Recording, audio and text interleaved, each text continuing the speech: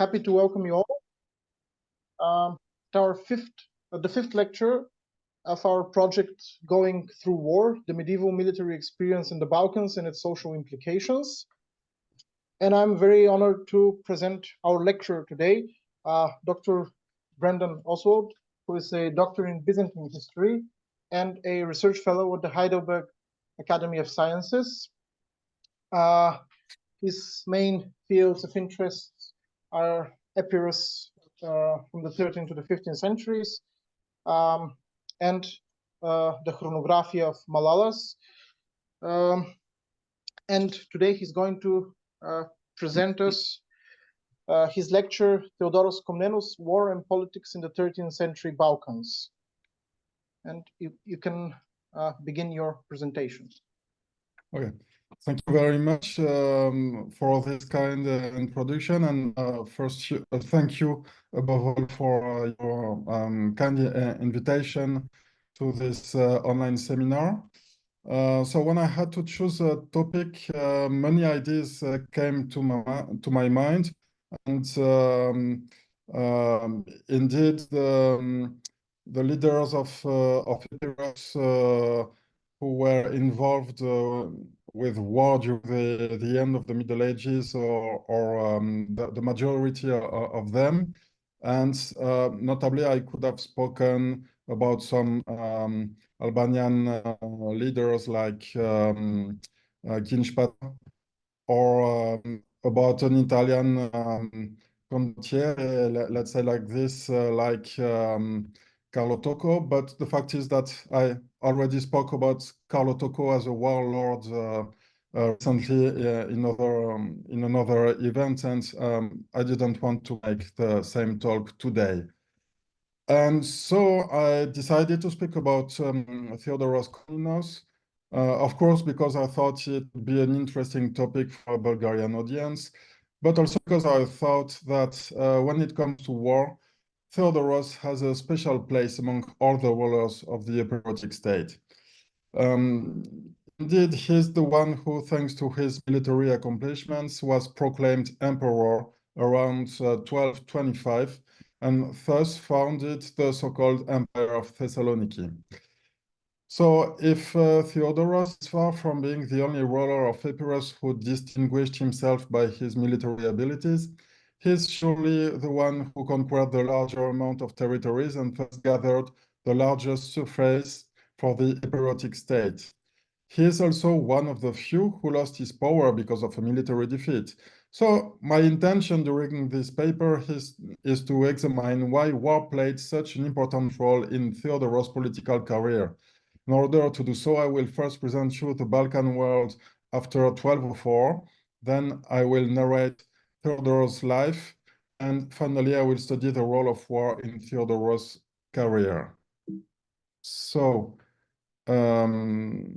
yes, my presentation works. It's wonderful. The first part will be dedicated about the Balkans after 1204. So probably most of you already know more or less the situation, but I thought that it could not be bad to make a quick reminder in case of people who would not be really aware about this. So the date of 1204 is undoubtedly one of the most important in the history of the Balkan Peninsula. Indeed, the Fourth Crusade, initially supposed to reach and free Jerusalem, was redirected against Constantinople. On the 14th of April, the Crusaders took the capital of the Byzantine Empire. Henceforth, the latter ceased to exist in the form it had since the antiquity. The Crusaders considered themselves as the continuators of the ancient empire. The historiography calls their state the Latin Empire of Constantinople. Under the imperial suzerainty, some feudal principalities were founded, notably the Kingdom of Thessaloniki, the Lordship of Athens, and the Principality of Achaia. But some Greek provinces stayed free from the invaders, and three Greek states flourished. They are considered as successor states, that is, states which consider themselves as successors of the now dead Byzantine Empire. So Alexis and David Komnenos founded the Empire of Trebizond. This is not on the map, this is on the east, on the shores of the Black Sea. Theodoros Laskaris founded the Empire of Nicaea, and Michael Komnenos founded the state of Epirus. One may also mention two important actors which had already become independent from the Byzantine Empire during the 1880s, namely the Slavic states of Serbia and Bulgaria. The Battle of Adrianople, exactly 1 year after the fall of Constantinople, that is the 13th of April 1205, saw the Tsar Kaloyan defeat the Crusaders. Henceforth, Bulgaria became a major power in the Balkans. And here it is with the second part, Theodoros Komnenos' life in the century. So let's begin with its birth and youth. The exact date of birth of Theodoros is unknown, and little is known about his childhood and his youth before 1204. He was the son of the Sebastocrator John Ducas, but he was wearing mostly the imperial name Komnenos, to which he was entitled through his ancestry. He belonged to the highest Byzantine aristocracy, and he was the cousin of the Angeli emperors Isaac II and Alexis III. At a unknown date, probably around 1200, he married Maria Petralifina. The Petralifas was a second-rank aristocratic family, yet they played an important role in the end of the 12th century, and they had seemingly possessions in Thrace and Macedonia. When the Crusaders took Constantinople, the sons of the Sebastocrator John Ducas followed different paths.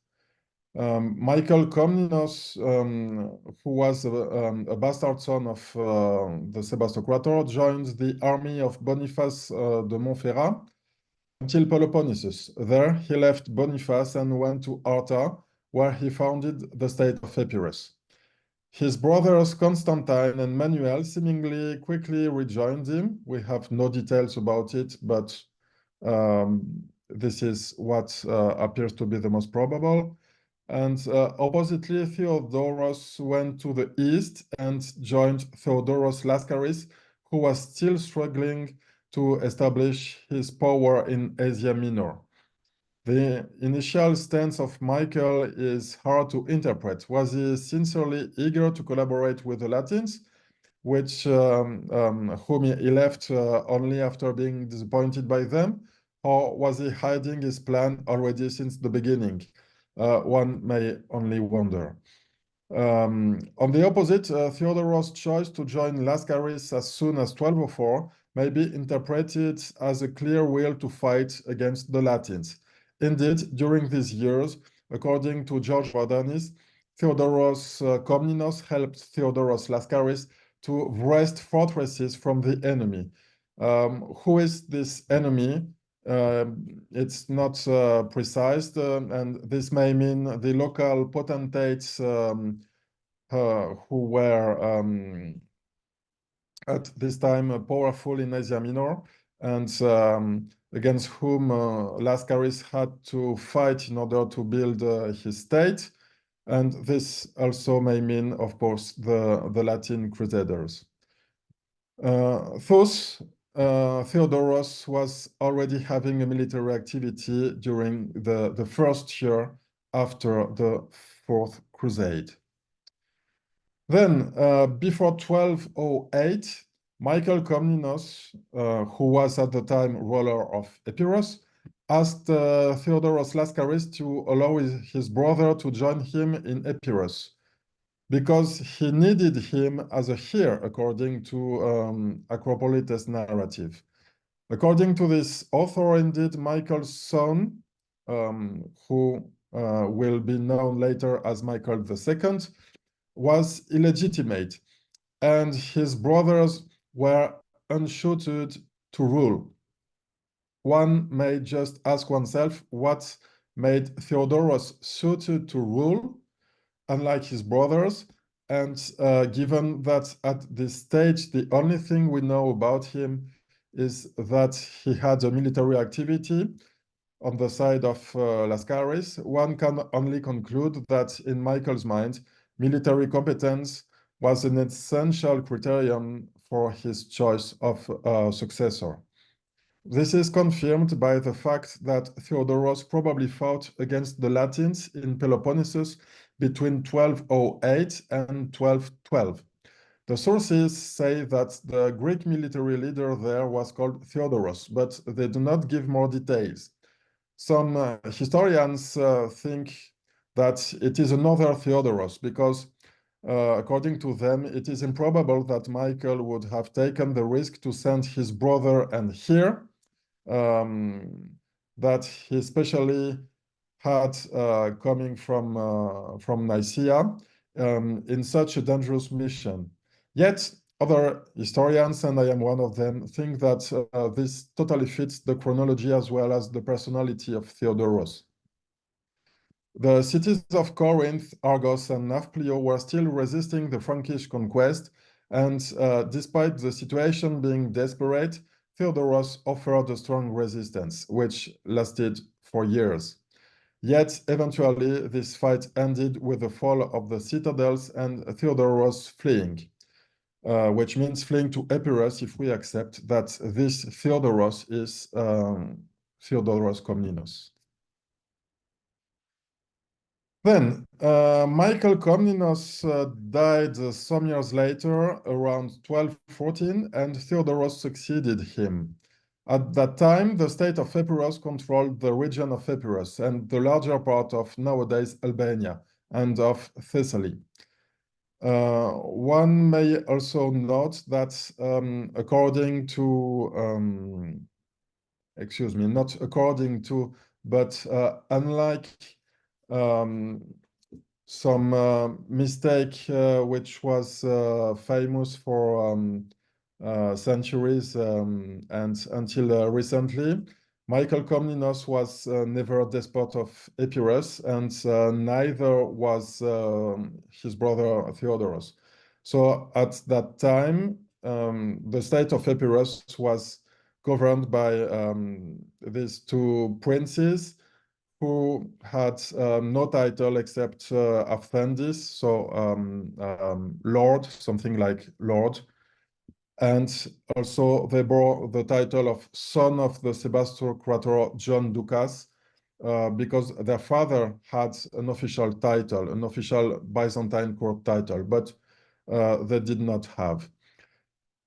And Theodoros almost immediately started a war against Bulgaria, and around 1215 he took Prilep, Skopje, and Ohrid.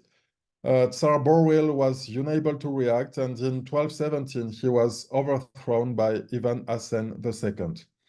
In 1217, a new Latin emperor, Pierre de Courtenay, was elected in France and had to go to Constantinople. On the road, he stopped at Dyrrhachion, then under Epirotic control. The details are not known with precision, and the sources are contradictory, but the sure thing is that Theodoros managed to conclude an agreement with Pierre and invited him to continue his road by land through Albania. Yet he organized an ambush and captured the emperor and all his army. This was a major event which put the Latin Empire in great difficulties for the next years. Theodoros could undertake the conquest of the kingdom of Thessaloniki, which he accomplished slowly and systematically through the years, place by place, until the end of 1224, when Thessaloniki itself fell to his power. An episode of this war is quite revealing. During the spring of 1224, the Latin Emperor Robert of Courtenay launched a war against the Empire of Nicaea, but the advance of Theodoros Komnenos in Macedonia compelled him to divide his troops and to send an army in Asia and another army in Macedonia. Both armies were eventually defeated in Poimanenon in Asia Minor and in Ceres in Macedonia. This episode is revealing of the poor strategic thought of Robert, who believed he could win on both sides simultaneously, while he could possibly have won at least on one theater if he had concentrated all of his troops on it. It is also revealing of the different stances of the two Greek states. While Epirus was more aggressive against the Latins, Nicaea had developed a sort of modus vivendi with them. Finally, it is revealing of the results which could have been achieved through a better cooperation between the two Greek states against the Latin Empire. Maybe the latter could have been defeated much earlier than it eventually happened. Then, the capture of Thessaloniki, the greatest city of the Byzantine world after Constantinople itself, was a major success, which gave to Theodoros the legitimacy to become emperor. He was probably proclaimed in 1225 and crowned in 1227. Among other qualities, mainly his dynastic ascendancy, his supporters insisted to his military achievements as decisive argument for his imperial title. In parallel, he continued his expansion against the Latins through Eastern Macedonia and Thrace. He notably reached an agreement with despot Alexislav, who controlled the region of Melnik. Alexis married a niece of Theodorus' wife, and his territory became a sort of buffer state between Epirus and Bulgaria. An interesting incident occurred around 1227 in Adrianople, when Theodore reached the city and found it controlled by a Nicaean garrison. Both sides found an agreement. The Nicaeans left the city to Theodoros, but could rejoin Nicaea freely and did not have to salute Theodoros as an emperor. George Acropolites' narrative is interesting here, since it presents the episode as a Nicaean success because the Nicaean army could live freely and did not recognize the imperial rank of Theodoros. But in reality, the main fact is that an important city was lost. So maybe this could be interpreted better as a victory for Theodoros. After Adrianople, Theodoros had now a border with Bulgaria and negotiated a treaty with Tsar Ivan Asen II. His brother Manuel married the Tsar's daughter Mary. Then he launched an offensive against Constantinople. His armies reached the city in the end of 1228, but he renounced to besiege it and preferred to make a truce with the Latins.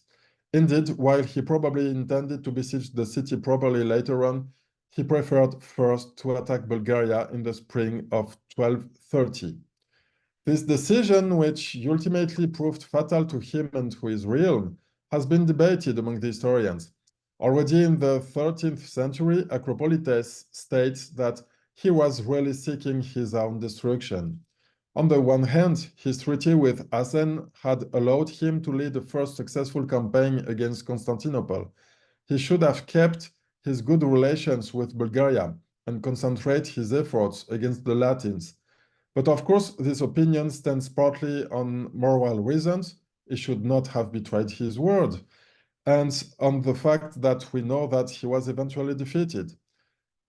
But on the other hand, during his previous campaign, had Asen attacked by surprise, his army was not so far from its bases, and being mobile, it could easily go back and fight the Bulgarians if needed. A new campaign aiming at besieging Constantinople involved another type of campaign, with siege machines and heavy logistics. It would be long and give to Asen the time to prepare his attack. In case of a surprise attack, Theodorus' army would be far to the east and should possibly abandon a great part of its expensive equipment.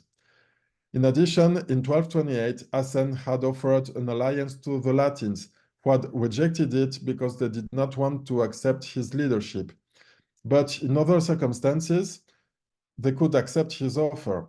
So leaving Asen on his back was really dangerous. The Epiriotic army could be hit from the rear and trapped between Bulgarian troops and the walls of Constantinople. Theodoros preferred not to take the risk, and he took, of course, another risk which proved fatal. After all, his army was numerically superior. He had great chances of success, and in this case, he could obtain some better guarantees for the future. His war goals are not known, but we can imagine that he could gain strategic depth through annexations, better guarantees of future neutrality thanks to hostages, and the weakening of Bulgaria and his own strengthening through the payment of an indemnity. But none of this happened. On March the 9th of 1230, in the village of Klokotnica, close to the Epirus River, a few kilometers from Haskovo, Asen attacked him by surprise with a small army, less than 1,000 Bulgarians and Scythians, that is probably Cumans. So here is a map of the battle, which I found on Wikipedia. And I am always wondering how they managed to do such precise maps, since the sources do not give at all such details. And here is, for example, our main source on the topic by George Acropolites. It just says that John Hassan had a small auxiliary force of Sieves, which means that probably he had mostly cavalry, and then he attacked Theodoros' army, probably by surprise. And this is how the battle ended, with the capture of many prisoners by the Bulgarians. But I don't think that the sources allow us to make such maps which seem too much detailed for me, in my opinion, at least. Then the life of Theodoros continued after this defeat. And first of all, he was captive in Bulgaria. During the Battle of Klokotnica, Theodoros' brother Manuel, who was present at the battle, managed to escape. He came back to Thessaloniki and he ruled the empire for 7 years. The fact that he was the son-in-law of Ivan Asen probably helped him to secure his position. Yet, Theodoros officially stayed emperor for some years, and Manuel ruled only with the title of despot. He had gained this title already during the reign of Theodoros. This is not a title that he took from himself. Then in 1234, Theodoros was blinded by Ivan Asen, according to Acropolites, because he tried to organize a revolution in Thessaloniki. Excuse me. So this probably means that he wanted to replace Manuel by his son John, but this is only a hypothesis. Excuse me for this.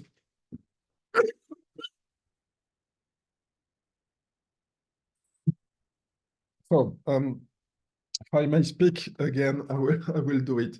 So Ivan Asen, of course, preferred to keep his son-in-law in charge in Thessaloniki, and instead he punished Theodoros. So Manuel then took the imperial title. Probably too, Ivan wanted to please his new ally, John Vatatzis III, Emperor of Nicaea, and Theodoros' deadly enemy. Ivan Asen and Vatatzis indeed besieged Constantinople together at this date, but the siege remained ineffective.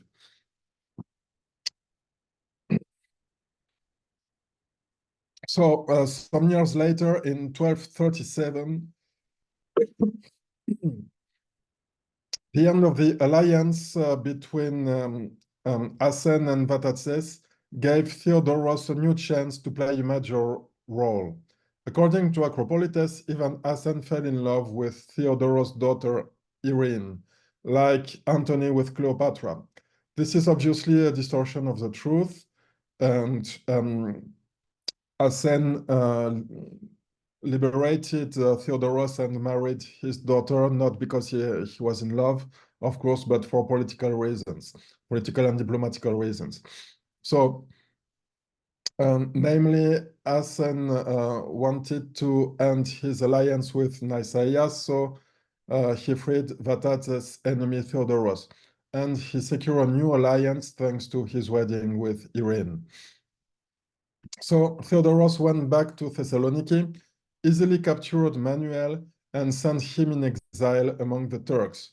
Being blind, Theodoros could not be emperor anymore, but he had his son John proclaimed emperor, while he remained seemingly the real power behind the throne. In 1238, Manuel came back from Asia in the hope to take the power back. But the three brothers, Theodoros, Manuel, and Constantinos, preferred to reach an agreement instead of fighting each other. Manuel quickly died, and his possessions of Thessaly were seized by Michael II, son of Michael I, and nephew of Theodoros, who had become in the meantime the master of the region of Epirus. It seems that Theodoros' domain was around the fortress of Vodena in Western Macedonia, and we know nothing about the domain of the third brother Constantinos, the third or the fourth, if we count Michael Komnenos, of course, but Michael Komnenos was already dead in 1214.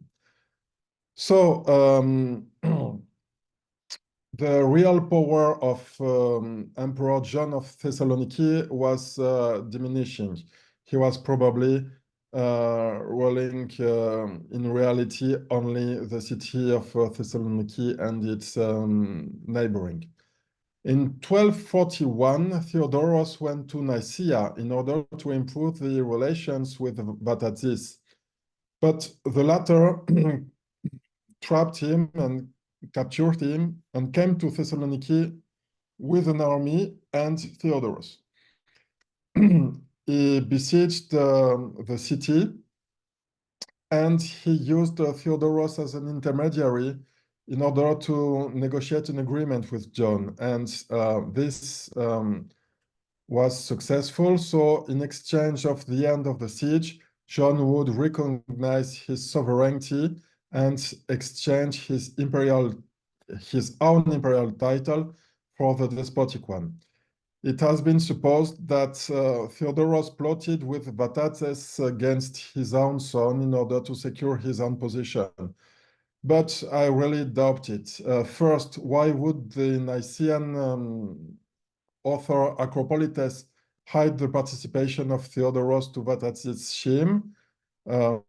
Generally, Acropolites has a really negative stance against Theodoros Komnenos. So if he could tell that Theodoros was plotting against his own son, I think he would take the occasion, he would not miss the occasion to do this. Second, how did the final agreement secure Theodoros' own situation? I don't see how this could happen. Certainly, he got his own domain around Vodena in Western Macedonia, but he really did not need Vatatzes for this. And it's the opposite, because weakening the Empire of Thessaloniki could not by any way reinforce his own situation, in my opinion. Anyway, in 1244, John Komnenos died and was replaced by his brother Demetrius, who refused to recognize Vatatzes' authority. So in 1246, Vatatzes came back to Thessaloniki with an army once again, and this time he obtained the surrender of the city thanks to his partisans inside. Demetrius was captured. There is no hint that Theodoros took part in these events. He was seemingly absent from Thessaloniki and residing in his domain of Vodena. The next time we hear about him is 5 years later in 1251. at this date, Michael II, despot of Epirus, made an alliance with him and attacked the Nicaean possessions in Macedonia. But they were defeated, and Michael made an agreement with Vatatzis. Among with territorial losses, one of the clauses was the surrender of Theodoros to Vatatzis. The old man was taken as prisoner to Nicaea, and we ignore his fate. So he probably died in captivity. So it's time now to go to the third part of my presentation about the role of war in Theodoros' career.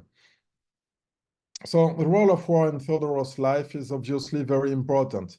But the first question we have to answer is if Theodoros' case is just representative of his time or if he represents a particular case among his contemporaries. So are military competencies compulsory for a Byzantine emperor? At first sight, it seems to be the case, since the very word emperor comes from the Latin imperator, that is the commander-in-chief. Yet the word emperor is the word we use in English or in the Western modern languages, but it was not used by the Byzantines. The Byzantine word for the emperor was basileus, the king. And the conduct of war was just one of the imperial attributions. Famous emperors like Justinian or Constantine Porphyrogenitus, for instance, never went to the battlefield. Yet the Komnenian dynasty had an important military dimension. Its main emperors, be it Alexius I, John II, Manuel I, or Andronic I, were all military emperors. The Angelos dynasty remained in the same pattern, even in a lesser extent. The fact is that the two Angeli emperors, Isaac II and Alexius III, went personally in campaigns, but they were probably not as competent as military leaders as their Komnenian predecessors. And the fact is that in 1203, Alexius III fled from Constantinople in front of the Latins, and he wanted to continue the fight against the Latins and to lead the fight against the Latins from the provinces. But the population of Constantinople was disagreeing with this attitude, and his fleeing led to his demoting. After 1204, in Epirus, Michael I was a strong military figure. He spent most of his rule waging wars against the Latins, be it the Crusaders in Peloponnesus or in Thessaly, the Venetians in Dyrrhachion and Corfu, and finally the Serbians in Shkodra. So Theodoros Komnenos was totally in the continuity of his brother. The recovery of Latin-occupied territories was a priority for him. But he also attacked, Michael I also attacked Serbia, which is somehow similar to Theodoros' attacks against Bulgaria.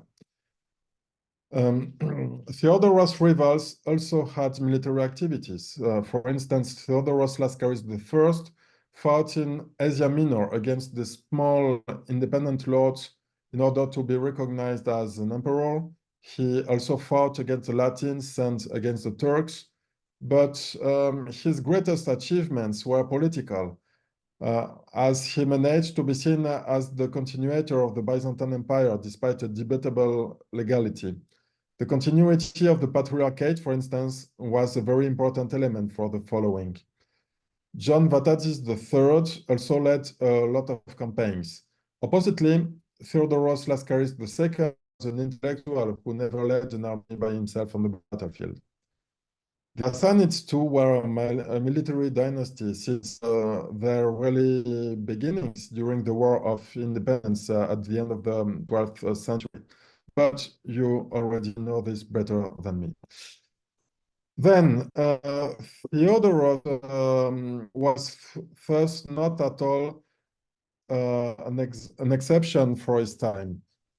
Yet, war was essential for him because during his 15 years reign, war was almost never ending, which was not necessarily the case of the Asanids and of the Laskarids.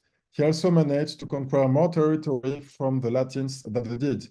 There are also other differences. So, the first is that the military competencies of Theodoros were used as justification for being the ruler. This is probably more important regarding Theodoros than regarding his counterparts. So already under Michael I, we saw that the latter chose Theodoros as his successor, and that this choice was probably connected to his military competencies. This was not always the case among the neighboring dynasties. For instance, John Vatatzes and Theodoros Laskaris II did not become emperors for this reason. This may apply oppositely to Ivan Asen, who demoted Boril thanks to his military competencies. But this connection between the military abilities and the right to rule was mostly present during the time when Theodoros was emperor. Indeed, there was then a controversy between the Epirotic and Nicaean clergies. The latter believed that thanks to the events of 1204-1208, Theodoros Laskaris I and his successors had become the sole legitimate emperors. For the Epirotic clergy, on the contrary, Theodoros Komnenos also had legitimate claims thanks to his military abilities. Indeed, he had conquered back more territories from the Latins than the emperors of Nicaea. In addition, the struggle was not over. Both rulers could be called emperors, yet as long as Constantinople was under the Frankish yoke, the debate would remain open, and only the capture of the Queen of the Cities would compel one side to recognize the authority of the other side. The conquest of Constantinople, that is a military achievement, would be the decisive criterion. So this perpetual justification through war, in my opinion, is a specificity of Theodoros. A last specificity is Theodoros' ability to continue to play a role after his defeat. There are not so many examples of captured emperors beyond the famous case of Romanus Diogenes IV after the Battle of Manzikert. And his defeat sealed his fate. While having been quickly liberated by the Seljuks, he was demoted, made a monk, and he died quickly after that. His defeat and capture was considered a sign that he had lost God's election. This is the only case I know for Byzantium, apart from Theodoros Komnenos, the only case of a captured emperor. During his life, 2 Latin emperors of Constantinople were defeated and captured. There are Baudouin de Flandre, the first Latin emperor of Constantinople, in front of the Bulgarians of Kaloyan, and then Pierre de Courtenay in front of Theodoros himself. They were never liberated and they could never rule again. So Theodoros represents a special case here. During the first 4 years of his captivity in Bulgaria, he was still considered an emperor in his empire. Then, after being demoted and liberated, he was not sent to a monastery, but still could play an active political role. One may note that this was a political role, but not a military role anymore. Indeed, in 1238, he preferred to negotiate with his brother Manuel than to fight. In 1241, he seems to encourage his son John to meet an agreement with Vatatzes. In 1246, he does not seem to intervene. Even in 1251-52, during the war between Michael II of Epirus and John Vatatzes of Nicaea, he only played the role of an advisor of Michael II. And while his fortress of Vodina was besieged by the Nicaeans, he was absent, apparently staying with Michael II. This leads to the question of his ability to conduct war again. The first aspect is physical, of course. Could a blind man lead an army? Of course, one-eyed commanders are famous, like, for instance, the Macedonian Antigonus monophthalmus, which means one-eyed. And another instance is the British Admiral Lord Nelson. But blind commanders are much rarer. I found only one case.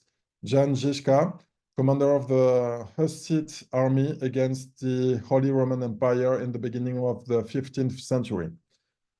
And the second aspect is, of course, institutional, because a successful general could become an emperor. But could a demoted emperor become a general once again? It seems that the answer was no. So it is time for me to get to the conclusion. Theodoros Komnenos was a man of his time, and of course, war was then an essential part of statesmanship. The Fourth Crusade had created a world where war was frequent, and in the Balkans, the field was open to the ambitions of the various powers. In this respect, Theodoros Komnenos was not very different from his counterparts. Excuse me. More than ever, the Byzantines needed a military leader to wage war against the Latins. And from the three successor states, Epirus was then the more eager to give priority to the military leadership when it came to political legitimacy. Yet, even in this frame, Theodoros distinguished himself by being legitimated as a ruler by war, by waging war during almost all of his reign, and by being impacted by war even after his defeats, demoting and blinding. By the way, the fact that the peace agreement of 1252 included his surrender to John Vatatzes, despite the minor role he played in the war, reflects the high symbolic value he had obtained through his military achievements some decades ago. And this high symbolic value was still attached to him 22 years after Klokotnica, in a time when he had no military nor political power anymore.